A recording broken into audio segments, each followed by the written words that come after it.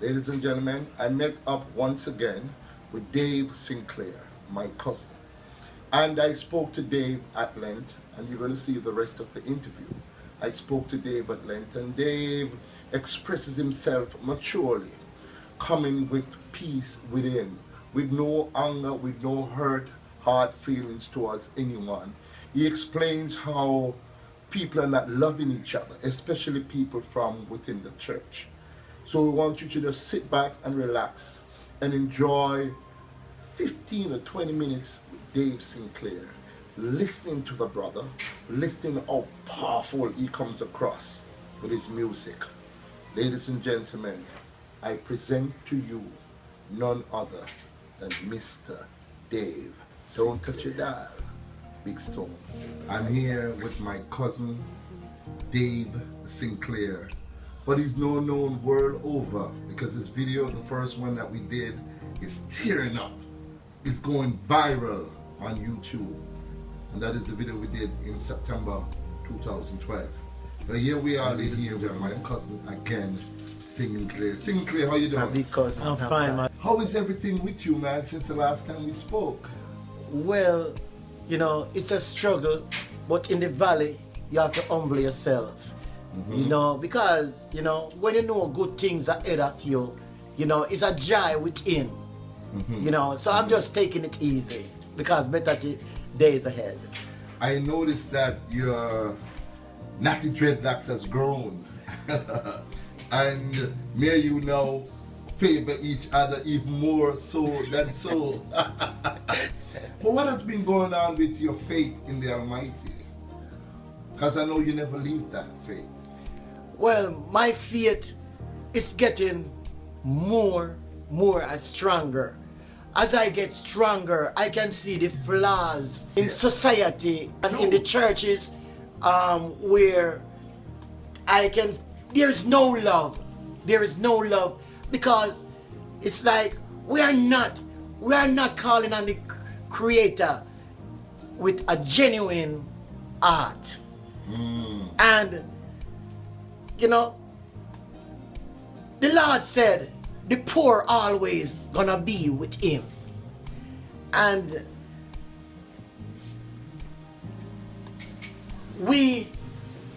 I'm just saying, we, people of God, should take the initiative to move forward to the prize. The prize is the Lord Jesus. And we must do this thing together. It's not a one-man thing. Yeah. It's everyone. Every soul have a gift who tap in Christ. So there's nobody to look down on each other. We must uplift each other. Just a while ago I was talking to you and we touched on the subject of tithes, offering. And you came up with a very powerful idea. And I'd love to share this with the rest of the world.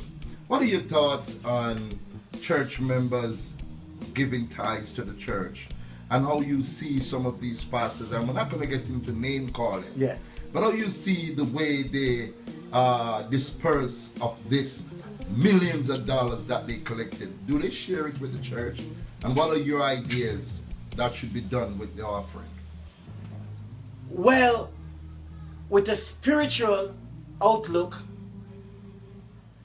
the word said, 1 Peter 2 said, as a newborn babes desire the sincere milk to grow thereby.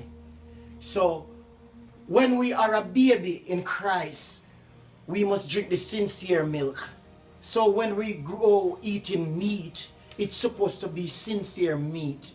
So at these times, I see a lot of leaders, they love talk about Malachi 3 and do we rob God? Yes, we rob God because we're not knowing God. We don't love God. We talk from our mouth that we love God.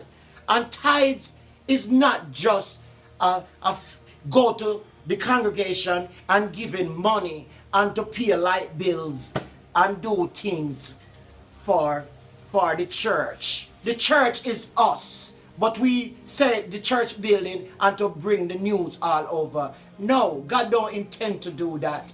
Windows of heaven will not open like that when we are not truly know who is God. The real offering, as I can say, and I know that the real offering is to give our body as a living sacrifice to God.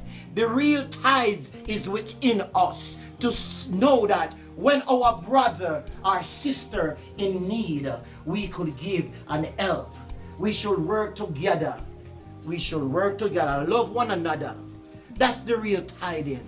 So what do you say about maybe using some of that tithe money to build a building and offer the church members shares so that they can equally partake of the spoils? Well, because that's a beautiful idea you came up with. yeah. The world have its own plans. But we Christian, we living like the world. If we have money, we giving our earning money into the congregation. It should be sanctified and know that we could invest. Right. We could invest our money that we giving into something that no one can be hungry. Everyone should have a share in that what a particular business we're gonna have. Because we go to school, we go to the Sinclair school, and we got an education. So when we get that education, we even could have Christian schools that we can edify one another and do the proper thing, more than taking from somebody and not giving back. And just keeping the spoils And just all keeping for the yourself. fights for yourself. Driving the biggest car, living in the biggest houses. We know of some of those preachers that come on television. We're not going to call no name, but they know who they are. How they take millions and millions of dollars from people who are losing their homes. You have people home that is going into foreclosure. What are your thoughts on that? Well, people who done that as leaders, they don't know God. They don't. They only for the mammon. And we know about mammon already. You know, the Lord said, the love of money is the root of all evil. Powerful. And we must use money not to make money use us. Powerful. We should take care of one another. When we take care of one another genuine, windows of heaven will open. Open. So the Lord stress the widow, the poor, and the fatherless. A lot of us, we want to open up buildings and control people. That's witchcraft. Yes. That's what's going all over the world. Illuminati is a big word that they use. Yeah, that is witchcraft, controlling people. No, Holy Spirit doesn't work like that. Holy Spirit shares. It is the truth. And whenever we unite, we're supposed to see the things of God.